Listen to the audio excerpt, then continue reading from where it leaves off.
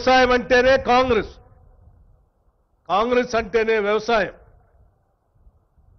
వ్యవసాయం కోసం, రైతుల కోసం ఈ దేశంలో బహుళార్థక సాధక ప్రాజెక్టులు కట్టించిందే కాంగ్రెస్.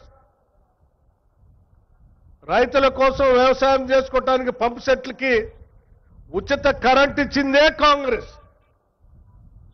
రైతుల కోసం, వ్యవసాయం కోసం మద్దతు ధరని ఈ దేశంలో తీసుకొచ్చిందే కాంగ్రెస్.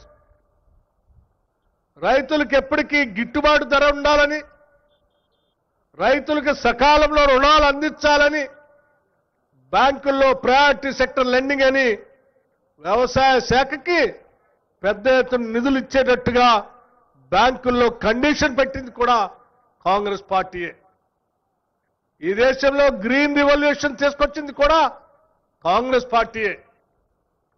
ఏ రకంగా చూసినా దేశంలో వ్యవసాయం అన్నా, రైతాంగ సోదరులన్నా, లేకపోతే వ్యవసాయం మీద ఆధారపడి జీవనం సాగిస్తున్న రైతు కూలీలన్నా ప్రేమించింది కాంగ్రెస్ పార్టీ తప్ప ఈ దేశంలో ఏ రాజకీయ పార్టీ రైతుల గురించి, వ్యవసాయం గురించి, కూలీల గురించి ప్రేమించలేదని చెప్పడానికి ఎటువంటి సందేహం లేదు.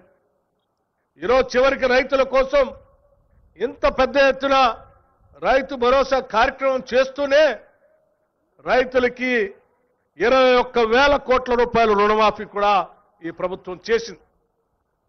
అలాగే వాళ్లతో పాటు రైతు కూలీలకు భూమి లేని నిరుపేద ప్రజలకు కూడా వాళ్ళని కూడా వదిలేలేదు. ప్రతి కుటుంబానికి, భూమి లేని నిరుపేద కుటుంబానికి ఇందిరమ్మ ఆత్మీయ భరోసా పేరు మీద సంవత్సరానికి 12,000 రూపాయలు ఇచ్చే కార్యక్రమాన్ని కూడా కాంగ్రెస్ ప్రభుత్వమే, కాంగ్రెస్ పార్టీ చేపట్టింది. నేను ఈ విషయాలన్నీ మీ దృష్టికి ఎందుకు తీసుకొని వస్తా ఉన్నానంటే, ఇప్పుడే తుమ్మల నాగేశ్వరరావు గారు చెప్పినట్టు 10 సంవత్సరాలు ఆనాడు ఈ రాష్ట్రాన్ని పాలించినటువంటి టీఆర్ఎస్ పార్టీ రైతుల కోసం ఏమీ చేయలేదు. రైతుల కోసం ఆనాటి ప్రభుత్వాలు చేసే అన్నింటినీ బంద్ చేసి, వడ్డీ లేని రుణాలు బంద్ చేసింది, పావలా వడ్డీకి ఇచ్చే రుణాలు బంద్ చేసింది, స్ప్రింక్లర్స్ బంద్ చేసింది, డ్రిప్ ఇరిగేషన్ బంద్ చేసింది, మద్దతు ధర కానీ, బోనస్ కానీ, లేకపోతే క్రాప్ డ్యామేజ్ అయితే ఆ డ్యామేజ్ సంబంధించిన పంట నష్టపరిహారం కానీ వీటన్నిటినీ బంద్ చేసి కేవలం రైతు బంధు అని చెప్పి ఏదో అరకొరగా కొద్దిగా డబ్బులు వేసి నేను రైతు పక్షపాతం అని చెప్పుకునే కార్యక్రమం చేశారు తప్ప, కాంగ్రెస్ పార్టీ లాగా రైతు భరోసా ఇస్తూనే రైతులకు ఇన్సూరెన్స్ చేస్తూ, రైతుల కోసం స్ప్రింక్లర్స్ ఇస్తూ, రైతుల కోసం డ్రిప్ ఇరిగేషన్ ఇస్తూ, రైతులకి బ్యాంకు రుణాలు ఇప్పిస్తూ, రైతులకి పంట నష్టపరిహారం ఇస్తూ, రైతుల కోసం కావాల్సిన అన్ని చేస్తూ ముందుకు పోయేటువంటి ప్రభుత్వంలాగా ఆనాడు వాళ్ళు పని చేయలేదు, చేయలేరు కూడా అని చాలా స్పష్టంగా చెప్పడానికే నేను ఈ లెక్కలన్నీ చెప్తూ రాష్ట్ర వ్యాప్తంగా ఉన్నటువంటి రైతాంగ సోదరులు అందరికీ నేను ఒకటే విజ్ఞప్తి చేస్తా ఉన్నాను. ఆనాడు 16వ తారీఖు నాడు అగ్రికల్చర్ యూనివర్సిటీలో ముఖ్యమంత్రిగా ఆనాడు ప్రకటన చేశారు. 9 రోజుల్లో 9,000 కోట్లు వేస్తాం, 24వ తారీఖు నాడు పెద్ద ఎత్తున పండగ జరుపుతాం రాష్ట్ర వ్యాప్తంగాని ఏ మాట అయితే చెప్పారో ఆ మాట ప్రకారం ఈరోజు 4 గంటలకే రాష్ట్ర వ్యాప్తంగా ఉన్న రైతాంగ సోదరులందరికీ 9,000 కోట్ల రూపాయలు పూర్తి చేసి ఈరోజు ఇక్కడ మీ అందరి సమక్షంలో పండగ చేస్తా ఉన్నాం.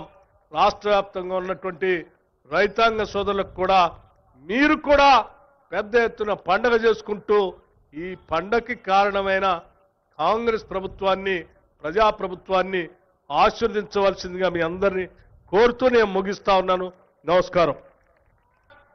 ఇవాళ రైతులకు సంబంధించి రైతు రుణమాఫీ కావచ్చు, రైతు భరోసా కావచ్చు, రైతు గిట్టుబాటు ధర కావచ్చు, రైతులకు 500 రూపాయల బోనస్ కావచ్చు, రైతులకు ఉచిత కరెంటు కావచ్చు, రైతులకు స్ప్రింక్లర్స్ కావచ్చు, రైతులకు డ్రిప్ కావచ్చు, గిరిజన రైతాంగానికి సోలార్ గిరి వికాసంలో సోలార్ పంపు సెట్లు కావచ్చు. దేని మీద నువ్వు చర్చ చేస్తావు? వీటన్నిటిని కలిపి ఈ రోజు సివిల్ సప్లైస్ కార్పొరేషన్ నుంచి రైతులు పండించిన పంటను కొనుగోలు విషయంలో కావచ్చు, 18 నెలల్లో 1,04,000 కోట్ల రూపాయలు కేవలం రైతుల మీదనే ఖర్చు పెట్టిన రైతు ప్రభుత్వం, రైతు రాజ్యం, రైతును రాజును చేసిన రాజ్యం మాది, వ్యవసాయాన్ని పండుగ చేసిన ప్రజా పాలన మాది. చర్చ చేయడానికి నువ్వు సిద్ధంగా ఉన్నవా చంద్రశేఖరరావు గారు అని నేను అడుగుతున్న ఈ వేదిక మీద నుంచి. మీరు కాళేశ్వరం ముసుగులో 1,00,000 కోట్ల రూపాయలు మీరు కొల్లగొడితే 18 నెలల 1,04,000 కోట్ల రూపాయలు రైతాంగానికి అందించి రైతులను ఆదుకున్న చరిత్ర మాది. వ్యవసాయం అంటే 10 మందికి సాయం, రైతును రాజును చేయాలి, వ్యవసాయాన్ని పండుగ చేయాలన్న ఒక ఉక్కు సంకల్పంతో ఎన్ని కష్టాలు వచ్చినా, ఎంతమంది తిట్టినా తిట్లన్నిటిని ఓర్చుకొని ఇవాళ ఈ ప్రజా ప్రభుత్వాన్ని ముందుకు తీసుకెళ్తున్న మిత్రులారా, ఇవాళ మహిళల విషయంలో మీరు చూడండి, ఆర్టీసీలో ఉచిత ప్రయాణం కావచ్చు, ఆడబిడ్డలకు పెట్రోల్ బంకుల నిర్వహణ కావచ్చు, ఆడబిడ్డలకు సోలార్ బిజినెస్ కావచ్చు, అదానీ అంబానీలతో పోటీ పడే విధంగా ఇవాళ 1000 మెగావాట్ల సోలారు విద్యుత్ ఉత్పత్తి సామర్థ్యాన్ని విద్యుత్ శాఖతో ఒప్పందం చేపించి 1 కోటి మంది మహిళల్ని కోటీశ్వరులను చెయ్యాలని ఉక్కు సంకల్పంతో ఇవాళ మేము ముందుకు వెళ్తున్నాం. ఇవాళ ఆడబిడ్డలకు ఒక్క సంవత్సరంలో 21,000 కోట్ల రూపాయలు జీరో వడ్డీతో ఇవాళ ఆడబిడ్డలను ఆదుకున్నాం. అదే కాదు, హైటెక్ సిటీ పక్కన విప్రో, ఇన్ఫోసిస్ కార్పొరేట్ కంపెనీల పక్కన 4 ఎకరాలు శిల్పారామం పక్కన ఇచ్చి 150 షాపులు, సెల్ఫ్ హెల్ప్ గ్రూపులు ఉత్పత్తి వస్తువులను అమ్ముకోవడానికి ఇవాళ వాళ్ళకు అక్కడ స్థలాన్ని కేటాయించినాం. ఇవాళ ఆడబిడ్డలు ఆర్టీసీలో ఉచిత బస్సు ప్రయాణం కాదు, 1000 బస్సులను కొని ఆర్టీసీకి కిరాయికి పెట్టుకునే ఆర్థిక స్తోమత ఇవాళ ఆడబిడ్డలకు అందించినాం. ఇవాళ ఐకేపీ కేంద్రాలు 8,000 ఐకేపీ కేంద్రాలు ఇవాళ ఆడబిడ్డల చేతుల్లో పెట్టినాం. గ్రామాలలో ఉన్న పాఠశాలల్ని అమ్మ ఆదర్శ పాఠశాల మీద ఆడబిడ్డల చేతిలో పెట్టి పిల్లల భవిష్యత్తు ఆడబిడ్డల చేతిలో భద్రమని ఇవాళ అమ్మ ఆదర్శ పాఠశాలలు తీసుకొచ్చినాం. ఇవాళ పాఠశాలల్లో పిల్లల బట్టలు ఒకనాడు కార్పొరేట్ కంపెనీలు కుట్టేవి, ఇవాళ వాటిని రద్దు చేసి ఆడబిడ్డలకే బట్టలు కుట్టే వ్యాపారాన్ని ఇవాళ ఆడబిడ్డలకే అందించినాం. ఇప్పుడు పాఠశాలల్లో తిను వస్తువులను, కూరగాయలను, పాలు, పండ్లు అన్ని సరఫరా ఒకప్పుడు వ్యాపారాలు కార్పొరేట్ సంస్థలు చేస్తుంటే వాటన్నిటిని రద్దు చేసి స్వయం సహాయక సంఘాలకు అందించి ఇవాళ ఆడబిడ్డల చేతుల్లో పిల్లల భవిష్యత్తు భద్రంగా ఉంటుంది అని ఇవాళ ఆడబిడ్డలకు అప్పచెప్పినాం. అందుకే మిత్రులారా, రైతులు కావచ్చు, మహిళలు కావచ్చు, నిరుద్యోగ యువకులు కావచ్చు, ఈ ప్రజా పాలనలో భద్రంగా ఉండాలి అని మేము ఈరోజు ప్రయత్నం చేస్తున్నాం. అందుకే ఈ వేదిక మీద నుంచి 4 కోట్ల తెలంగాణ ప్రజలకు విజ్ఞప్తి చేస్తున్నా. ఆలోచన చేయండి, అంచనా వేయండి, బేరీజు కట్టండి. 10 ఏళ్ల వాళ్ళ పాలన ఎట్లుందో, 18 నెలల్లో మా మిత్రుల పరిపాలన ఎట్లుందో మీరు చర్చ పెట్టండి.